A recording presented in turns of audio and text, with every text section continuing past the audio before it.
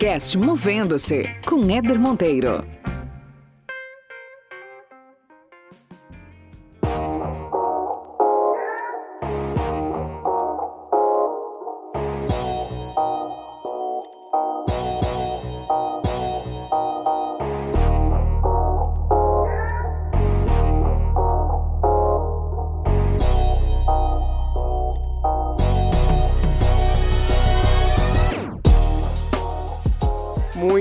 Muito bem, começando aqui mais um episódio do MesaCast, esse programinha que está em sua segunda edição. Estamos aqui com convidados ilustres, temos aqui uma convidada ilustre que não fez parte da rodada inicial desse programa, desse MesaCast. Aliás, deixa eu só fazer um parênteses aqui para você que está começando agora aqui nesse podcast, ou está começando agora nessa modalidade de MesaCast. Como é que é o MesaCast? Tá? Você já acompanha o podcast Movendo, você sabe que ele tem basicamente dois formatos até aqui. Eu tinha dois formatos até aqui. O primeiro formato, que são os bate-papos com os meus convidados. Então, toda semana tem um convidado aqui fazendo um bate-papo comigo sobre algum tema específico, compartilhando a sua trajetória, a sua biografia. E tem a resenha também, que aí é um conteúdo, uma pílula de conteúdo minha, que eu trago algum assunto que eu julgo interessante compartilhar com vocês e coloco isso aí no ar. E a gente lançou no mês passado, com a promessa de fazer uma vez por mês, a gente lançou no mês passado o MesaCast, que aí são mais convidados, uma bancada fixa aí que a gente tem. A gente começou esse primeiro MesaCast com a presença ilustre do Breno Paquelê e do Rafael Romagnol, essas presenças ilustres, e agora a gente vai para a segunda rodada desse MesaCast, já incluindo uma pessoa muito querida também do nosso time, reforçando aí com a figura forte, feminina que essa mesa precisava, Giane Lucena. Seja bem-vinda ao MesaCast, Giane. Obrigada, Éder. É um prazer participar como convidada e agora nesse novo formato que é super bacana. Estou super feliz de estar aqui compondo essa mesa ilustre. Muito bem, e olha só, vocês que não conhecem a Giane, ou não conhecem o Rafael, ou não conhecem o Breno, aqui nessa mesa não temos apresentações porque temos os episódios de cada um, e agora dos três, inclusive. A Giane tem um episódio fresquinho aí no podcast Movendo-se, que conta um pouco da trajetória dela. Então quem quiser conhecer Rafael, Breno, Giane. Rafael, Breno tá lá na primeira temporada, procurem lá pelos dois. Foram bate-papos excelentes, e a Giane tem um bate-papo aqui comigo recente na segunda temporada. Você vai poder conhecer um pouquinho dos três. E, gente, o formato que a gente vai fazer é o seguinte. A cada MesaCast, a gente vai trabalhar os conteúdos da seguinte forma. Numa edição, a gente vai discutir em cima de perguntas de vocês, da nossa audiência do podcast Movendo-se. Então, perguntas gerais sobre carreira, dúvidas gerais sobre próximos passos, sobre caminhos. A gente seleciona algumas perguntas aqui e bate um papo sobre elas. E num outro programa, a gente escolhe um tema específico e trata só sobre aquele tema naquele programa. Hoje, a gente vai tratar sobre algumas perguntas aqui. Nós selecionamos algumas perguntas aqui da nossa audiência. Então, você já fica sabendo, se você quiser mandar a sua dúvida, quiser mandar a sua pergunta, envia lá pelas redes sociais, pelo Instagram, @movendo-se.com, ou pelo e-mail também, eder.monteiro@movendo-se.com. Envia lá. Se você quiser que seja anônimo, você avisa. Se você quiser que a gente divulgue seu nome, também fica super à vontade, que a gente pode divulgar aqui nesse bate-papo. E vamos começar então, pessoal. Breno, tudo bem com você? Tudo ótimo. Prazer participar aí mais uma vez. Show de bola, Rafa. Tudo tranquilo? Preparado aí? Graças a Deus, tudo bem. Obrigado mais uma vez pelo convite. Seja bem-vinda, Giane. E vamos em frente. Vamos, todo mundo aqui nos estúdios Movendo-se Corporate. Temos aqui um estúdio novinho em folha. Operando em modo restrito em função da quarentena. Nosso estúdio é virtual. Estamos aqui cada um com o seu estúdio particular em casa. Mas em breve, nossos patrocinadores que estão ouvindo aí, se vocês quiserem contribuir investindo num estúdio de última geração, será um prazer a gente fazer um próximo MesaCast num estúdio de verdade. Mas vamos lá, galera. Vamos começar aqui com as dúvidas da nossa audiência. Eu queria trazer uma primeira pergunta, uma primeira questão aqui pra gente debater, que é polêmica, hein? É quente. Que é a seguinte: não aguento mais meu chefe. A relação está insuportável, mas eu não posso pedir demissão. O que fazer? Tantararã. Cara, isso é tão comum, né? Infelizmente, isso é tão comum. As pessoas que desgastam suas relações com suas lideranças, né? Tem até aquela frasezinha conhecida, né? Que as pessoas elas não pedem demissão da empresa, elas pedem demissão do chefe, né? E saem da empresa. Mas eu queria ouvir um pouco de vocês. E como é que a gente ajuda esse ouvinte aqui a criar uma alternativa, uma solução? Não aguenta mais o chefe. Eu vou pedir para a Giane começar com a opinião dela. Gê, fala aí. O que fazer? Então, Éder, bem polêmico mesmo e não menos comum, né? Muito comum também. Importante, eu acho que nesse momento, como a relação ela é sempre constituída de pelo menos duas pessoas, eu acho que importante é fazer uma análise do o que é seu nessa relação. Então, talvez tenha alguma coisa que incomode no chefe, mas o que realmente te incomoda? O que dessa relação está ruim? Eu acho que fazer essa autoanálise e o que é possível dentro dessas possibilidades, então é algo que ele faz. Então tem uma ação específica que ele faz que te deixa irritado ou irritada, não sei exatamente. Ou tem alguma forma como ele fala com você. Então, assim, é analisar quais são esses aspectos dessa relação que estão fragilizados e depois tentar encaminhar quais são esses aspectos. Então, pensar aí o que pode ser feito em relação a esses aspectos. E eu acho que depois que você amadurece um pouco quais são esses aspectos, eu acho que, dependendo do momento da relação, do momento do contexto, eu acho que é importante uma conversa, assim, vale uma conversa, porque certamente, se você está sentindo isso, possivelmente o seu chefe também está. Então, é importante ter essa conversa e essa transparência. Legal. Preparar essa conversa é importante. Eu acho importante também esse ponto que a Jane levantou, né? A relação entre duas pessoas, então pode não existir só um causador, você tentar imaginar quais são as potenciais causas dessas ações do seu gestor. Às vezes o seu gestor ele pode diminuir a sua liberdade porque ele se sente ameaçado por você, ou às vezes ele pode negar a aprovação de um projeto porque ele acha que ele não foi envolvido lá no início, já chegou tudo decidido para ele, e aí ele acha que essa autonomia dele está sendo afrontada.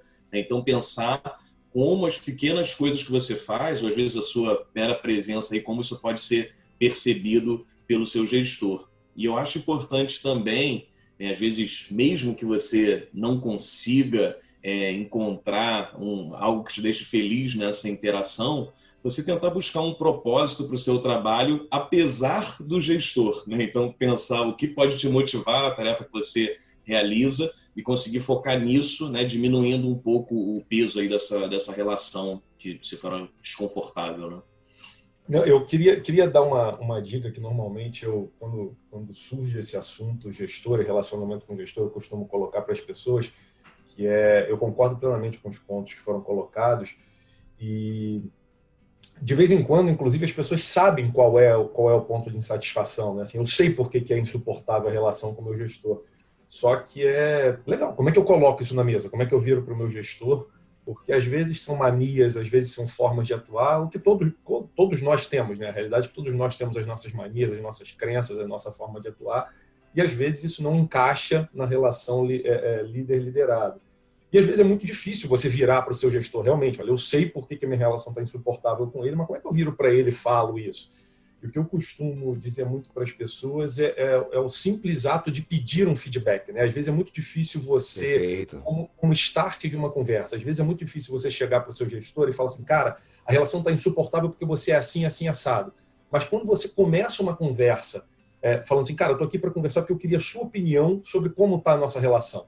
Ou como está a sua opinião, eu costumo dizer que quem pede um feedback não quer mal com ninguém, entendeu? Então, você pedir por um feedback para começar uma conversa que pode vir a ser difícil, a partir do momento que você desarma, entre aspas, quem está do outro lado e fala assim, eu queria a sua opinião sobre como está a nossa relação, ou sobre como está o meu trabalho, ou sobre como as coisas estão acontecendo entre a gente, a conversa ela já conversa num nível, porque assim, alguma opinião ele vai naturalmente precisar passar, seja ela qual for, né? E a partir do momento que essa opinião estiver na mesa, é muito mais simples de você colocar, olha, bom falar sobre isso, mas eu queria também colocar que isso, olha, a sua forma de repente de agir poderia ser um pouco melhor para o meu lado.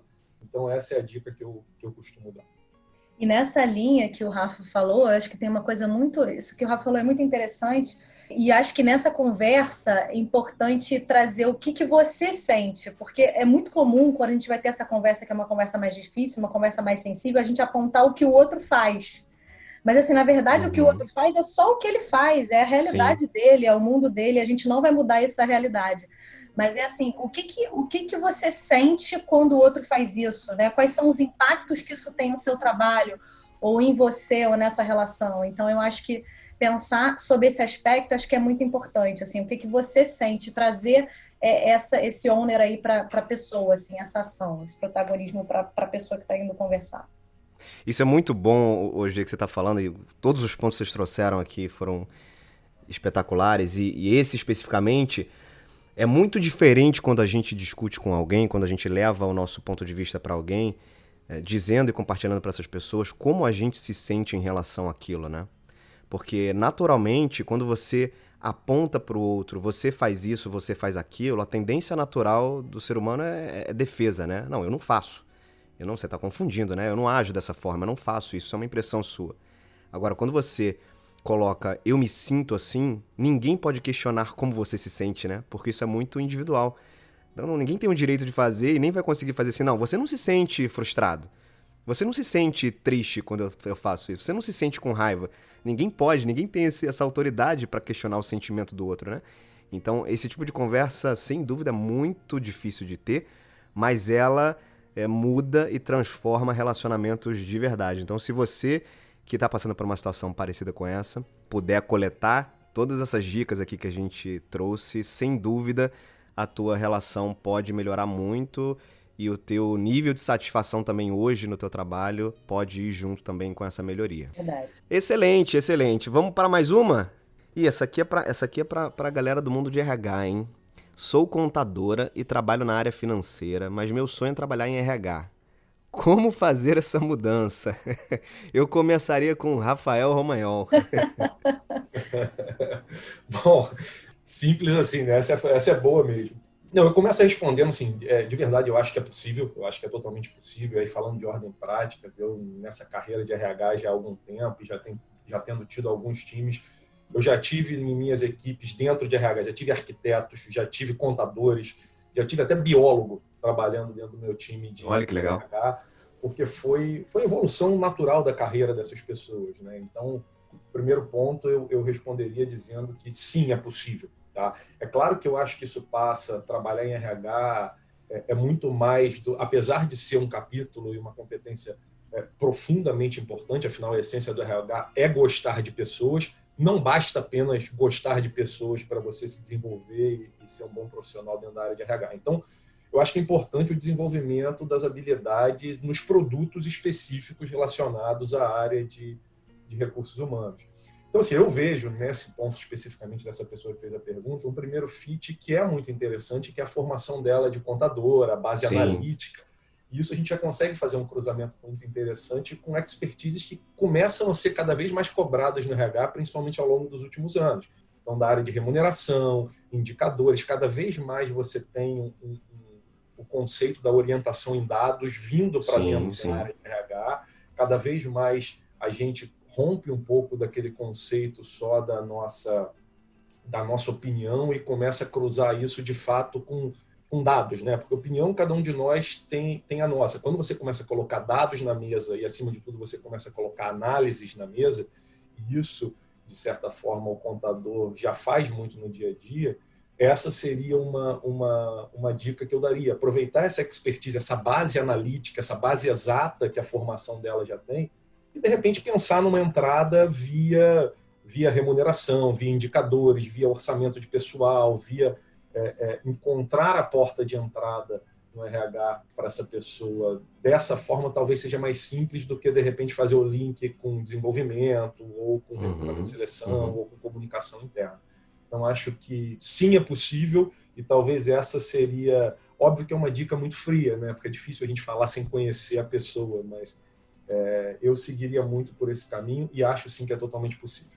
Eu concordo contigo, Rafa. Acho que a principal dica nessa situação é, de fato, procurar posições na área de RH que minimamente você com o teu skill, com a tua experiência, consiga ser aproveitada nessa posição, né? Porque o caminho é muito mais difícil, por exemplo, o meu sonho é trabalhar com a área de desenvolvimento. E sou contador, sempre trabalhei na área financeira. É muito difícil que você consiga uma oportunidade sem qualquer experiência, por exemplo, na área de desenvolvimento. Mas se esse é o seu sonho, você pode ir por passos, né? Então, onde é que o seu expertise pode ser útil, pode ser interessante dentro da área de RH, como o Rafael comentou? Então, você tem áreas aí, área de remuneração, área de planejamento e controle, que é uma área que muitos RHs também têm, onde o skill financeiro ele é muito relevante e não são todas as pessoas dentro do RH que têm essa competência. Então, busque ingressar na área de RH através daquilo que você tem como fortaleza, daquilo que você tem como experiência e como skill. Já uma vez dentro da área de RH, né, você já conhecendo um pouco melhor esse ambiente, conhecendo um pouco melhor os subprodutos, quem sabe você até desenvolvendo em paralelo, fazendo formações, cursos, ou até eventualmente um job rotation ali curto de experiência para conhecer um pouco melhor uma outra área de RH, uma área talvez mais soft, quem sabe você não consiga também uma oportunidade numa outra área que vai um pouco além das tuas competências atuais e mais específicas. Complementando isso que você falou, Éder, eu acho que uma mudança interessante, talvez um ponto para essa mudança acontecer é assim, o que da minha experiência, de repente, não tem nada de desenvolvimento, nesse exemplo que você deu, né? Mas, de repente, essa pessoa já fez algum treinamento interno dentro da empresa dela, e aí ela é muito boa em treinamento. Então, assim, quais são as habilidades que ela tem que, de alguma forma, conversam e estão relacionadas com o RH, né? Então, acho que é importante fazer essa análise. Então, o que eu já fiz da minha vida profissional ou o que eu faço e que eu consigo estabelecer esse link com a área de recursos humanos. Acho que é um bom ponto. Maravilha, maravilha. Vou trazer uma outra aqui, então, de um outro ouvinte aqui nosso, que é o seguinte: estou fazendo faculdade de Ciências da Computação. Não tenho certeza se é isso que eu quero para minha vida. Em que momento consigo ter essa certeza? Rapaz, essa é profunda, né? Essa é profunda. E é um dilema que muitos universitários vivem, né? De escolher uma determinada carreira sem saber se necessariamente aquilo é o que te move, né? Aquilo é o que faz sentido para você. Quer comentar, Breno? Quero. Eu acho importante ele tentar ter algum contato profissional com essa área, seja através de um estágio ou de alguma função, mesmo que seja voluntária, né? Mas ele tentar de alguma forma ver como essa formação dele se aplica na prática, porque às vezes a gente só fica pegando também opiniões dos outros, né? E as opiniões das outras pessoas normalmente carregam as frustrações delas, as oportunidades que elas não tiveram. Então, se ele conseguir ter em primeira mão aí esse contato, vai ficar muito mais fácil dele perceber se isso é para ele ou não.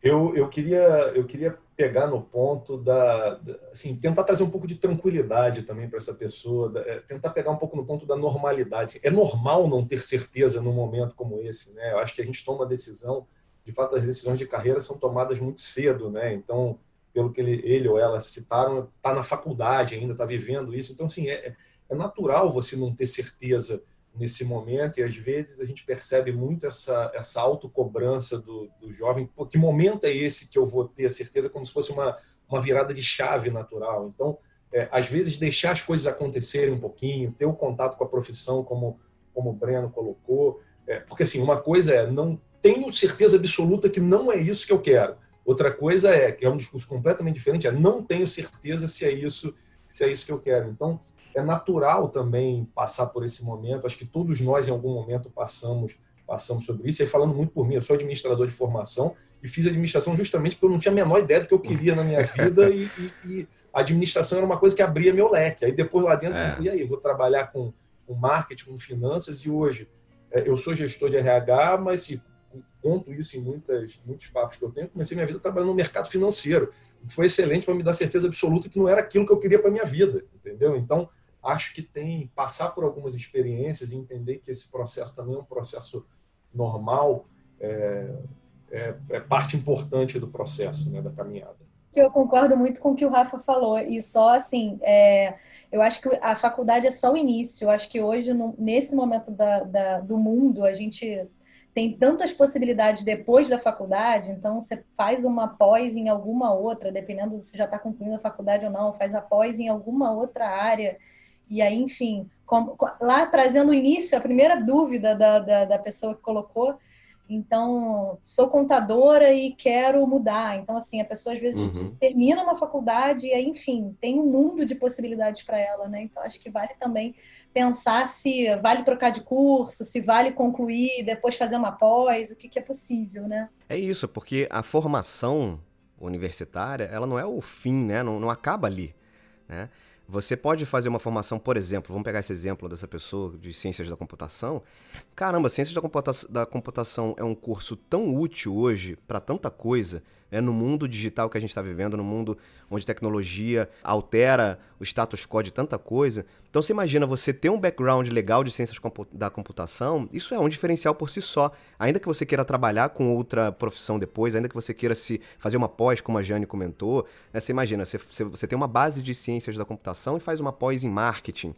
Olha só que background super interessante que você passa a ter. Não fique com medo de não ser esse a sua praia, né? De não ser o seu curso. Faz bem, se dedica.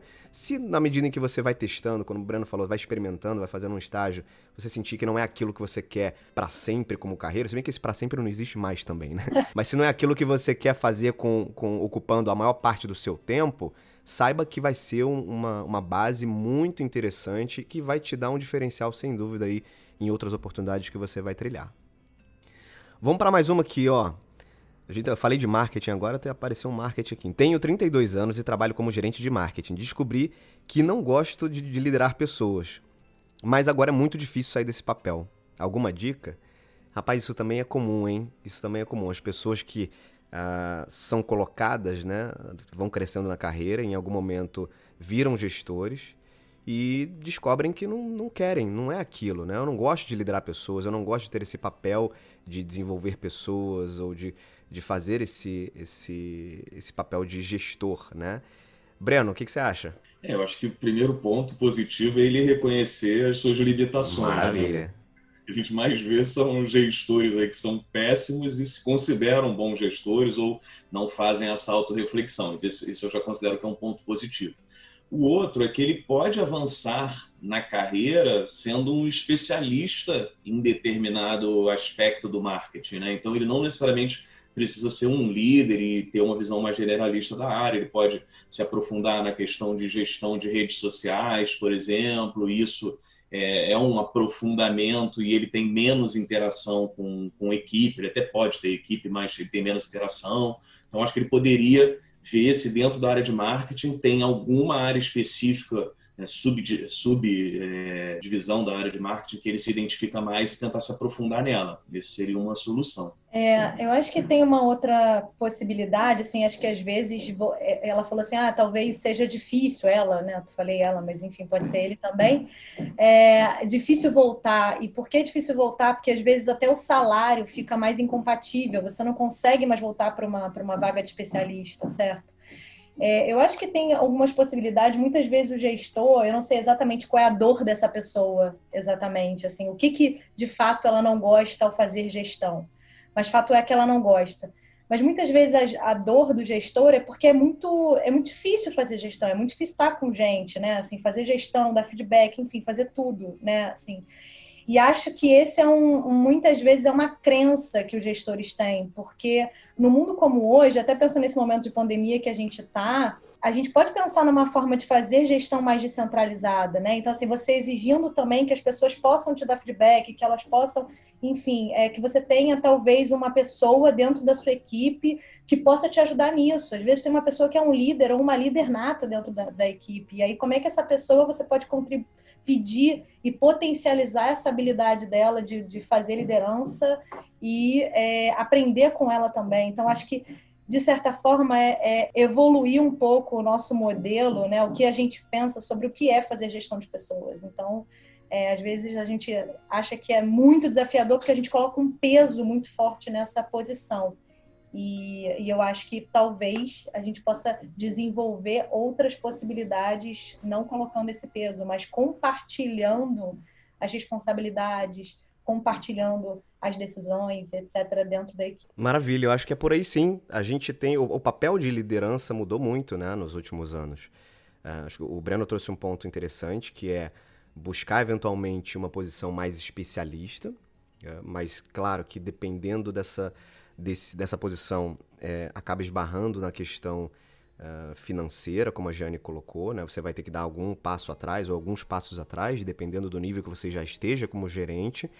Mas o ponto de que o papel do líder mudou muito é um ponto interessante, né? Hoje, o líder ele atua muito mais como um facilitador do processo do que o estigma que tinha no passado, que era praticamente você era pai ou mãe dos funcionários, né? Se você fosse um gestor. E não é mais isso, né? Você pode ter, sim, como a própria Jane comentou, você pode ter alguém na tua equipe que tenha até mais afinidade com o aspecto de coordenar pessoas do que você, e você pode utilizar esse expertise dessa pessoa para isso. Você pode encontrar papéis distintos no seu time para que, eventualmente, cubram aquilo que você se julga não tão boa fazendo, não tão bom fazendo, e que aquela pessoa no teu time pode suprir. Mas, acima de tudo, saiba que o seu papel principal é facilitar. É ser um facilitador. É facilitar dentro da organização, é facilitar com pares, é facilitar com quem está acima. E isso, por si só, já é um grande papel dentro da liderança. Muito bem, show de bola. Mais uma, será que dá tempo de mais uma? Vamos para mais uma aqui? Recebi uma proposta de uma empresa para assumir um desafio maior e que envolve também mudança de cidade. Estou muito na dúvida se vale a pena aceitar. Quais fatores devo levar em consideração? Rafa, acho que é contigo aí essa, hein? Para começar, porque essa aqui é boa, acho que todo mundo vai querer falar. Cara, eu gosto muito de fazer a metáfora do conceito da SWOT pessoal. Tá? Eu acho que quando você coloca isso de forma gráfica, sempre que você tem que tomar decisões difíceis como essa, será que eu vou, será que eu fico, será que é bom, será que não é bom, eu gosto muito de colocar isso no papel. Tá? Eu acho que pode parecer uma bobeira, mas quando você escreve, quando você visualiza, as coisas ficam mais claras na sua cabeça. Eu acho que quando a gente consegue trazer o batido conceito da SWOT para o tom individual e olhar pontos positivos da decisão, pontos positivos de eu ir, pontos positivos de eu não ir, pontos negativos de eu ir, riscos de eu tomar essa decisão, oportunidades se eu tomar essa decisão. Então, você começa a se colocar numa situação que depois você compara as duas de forma gráfica. Então, o que eu sempre sugiro nessas questões imagina a sua decisão de ir, desenha a sua SWOT. Se eu for, qual é o ponto positivo de eu ir, qual é o ponto negativo de eu ir, quais são os riscos que eu assumo se eu decidir ir, quais são as oportunidades que eu tenho se eu decidir ir também. E redesenha ela com a decisão do não ir. Se eu não for, quais são os pontos positivos, quais são os pontos negativos, quais são os riscos e quais são as oportunidades. Eu realmente acredito que, às vezes, a questão gráfica ajuda a gente a destrinchar algumas coisas na nossa cabeça e fazer as decisões serem um pouquinho menos dolorosas.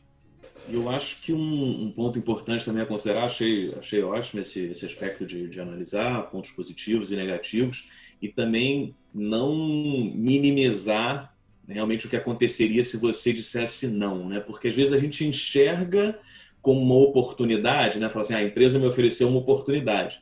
Mas tem empresas que te oferecem isso e não tem muita opção, não. Assim, na verdade, é aquela oportunidade, mas a empresa espera que você aceite. Se você não aceitar, a sua imagem na empresa vai ficar muito enfraquecida, né? E você fatalmente vai ser excluído aí de outras oportunidades ou até pode colocar em risco o seu emprego. Então, esse deve ser um aspecto, talvez, de ter que ter um peso dobrado aí na decisão, se você quiser permanecer na empresa, né?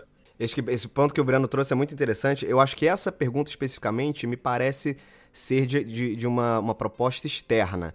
Mas o Breno lembrou de um ponto super relevante, porque existem propostas internas, né, nas empresas, né, recrutamentos internos, ou você é convidado, né, quase que convocado a fazer uma mudança, e que também gera um estresse na escolha muito significativo, né, para esse ponto. Agora, eu costumo seguir também com uma linha de quase que uma matriz de escolha. Eu acho que é interessante você, nessas situações, você listar o que é importante para você. Então faz uma listinha ali de, por exemplo, 5 itens que você julga importantes para você. Salário, qualidade de vida, experiência que você vai adquirir. Enfim, lista aquilo que é relevante para você e dá um peso para cada um desses itens. Por exemplo, qualidade de vida para mim é um item que tá lá com o maior peso de todos da minha lista. E aí, na hora que você vai fazer essa matriz, você coloca assim, situação atual, né? Ou seja, a empresa onde você está, e numa outra coluna você coloca situação futura, a proposta que você recebeu. E você vai marcando, aí você vai ter que ter um julgamento, uma avaliação do que você imagina que seja mais em um ou outro, né? Então, por exemplo, qualidade de vida. Se eu mudar para essa proposta, eu terei mais ou menos, de acordo com o que estão me oferecendo? Eu acho que eu vou ter mais por causa disso, disso e daquilo. A parte financeira, se eu ficar, eu tenho mais ou menos? E aí você vai fazendo essas marcações e vendo depois, faz uma conta no final daquilo que, de acordo com os pesos que você estabeleceu, você vai fazer ali a matemática, né? Qual é a maior pontuação, né? A proposta futura ou o que você tem hoje? Quando você leva isso de acordo com aquilo que é importante para você, a decisão ela acaba sendo um pouco mais fácil e eventualmente até mais acertada.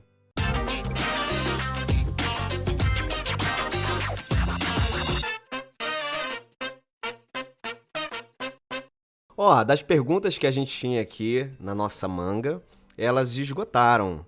Vocês têm mais alguma coisa que veio na cabeça de vocês aí, de situações que já chegaram até vocês, ou de amigos que já trouxeram alguma questão que vocês se lembraram agora? Ou vamos deixar guardada para um próximo programa? Eu acho que essa questão da mudança da carreira, Éder, assim, é muito comum.